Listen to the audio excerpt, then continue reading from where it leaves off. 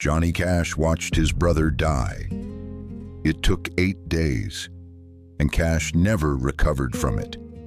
His brother's name was Jack. He was 14 years old. He was the person Johnny Cash loved most in the world. Jack Cash died on May 12, 1944, in a hospital in Dyess, Arkansas, after an industrial saw cut him from his stomach to his groin. He was conscious for much of the 8 days. He could speak. He could look at his family. And before he died, he told them what he could see.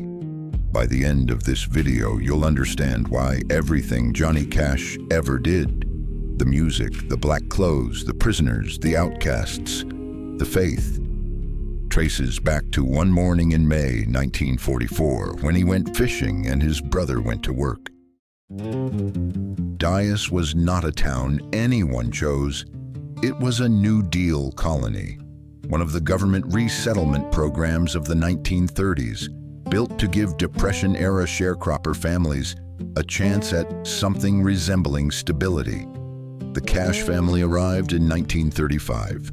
Ray Cash, the father, had been a hobo, riding freight trains across the South looking for work, sending whatever he earned back to his wife and children.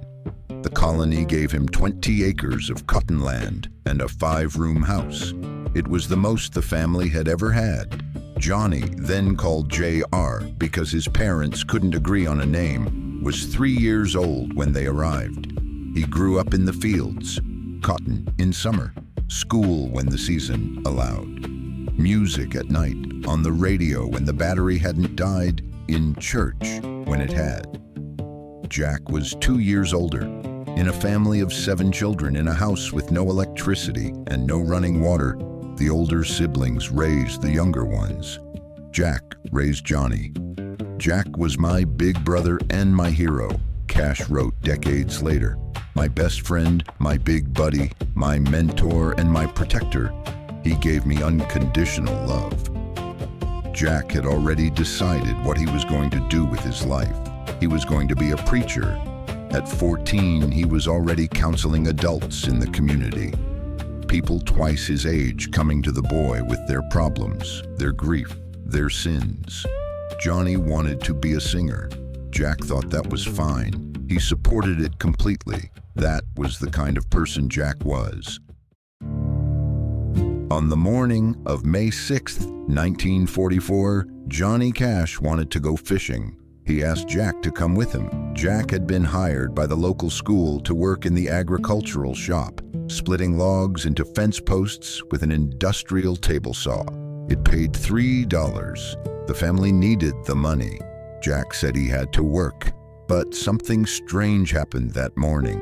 Cash later wrote that all 3 of them, Jack, Johnny, and their mother, felt it, a premonition, a heaviness. Their mother came out of the house to watch the boys leave, which she almost never did. Jack himself said he felt like something was going to happen. He said it out loud. And then he went to work anyway, because the family needed $3. Johnny went fishing. A few hours later, his father's car appeared at the edge of the fishing hole. Ray Cash was yelling at him to get in. Jack had been pulled into the saw. The blade had cut him from his stomach to his groin. He had tried to drag himself off the machine and across the floor. He was still alive when they found him. Barely. Cash spent the rest of his life asking one question, not why it happened, but why Jack went to work that morning instead of going fishing, why he didn't listen to what he felt. He never found an answer. He kept asking anyway. Jack Cash lived for 8 days after the accident. The surgeon told the family not to get too much hope. The wounds were catastrophic, but Jack persisted. And for most of those 8 days, the family held vigil at the hospital, sleeping there, eating there, waiting. For much of it, Jack was in a coma. Then, near the end, his eyes opened. Cash describes what happened next in his autobiography in some of the most remarkable passages he ever wrote. Jack became lucid, calm, almost luminous. He told his family he could see heaven. He described a river, angels. He said it was beautiful. He said he wasn't afraid. Then he closed his eyes. And on May 12, 1944, at 6:44 in the morning, Jack Cash died. He was 14 years old.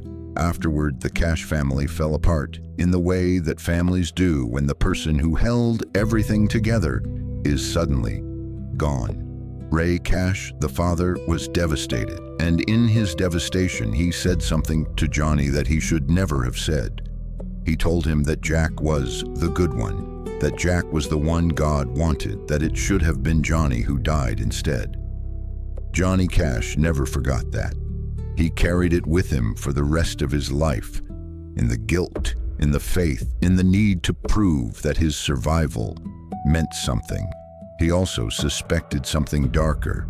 Years later, he said, a neighbor went down to the shop with him that day and disappeared after the accident. I always thought of it as murder. It was never investigated. No one was ever charged. The guard had been removed from the saw. Nobody ever explained why. Johnny Cash spent his entire life trying to become the man his brother would have been. That is not a metaphor. It is the literal truth of everything he did. Jack was going to be a preacher, someone who stood with the poor, the forgotten, the condemned. So Cash became that.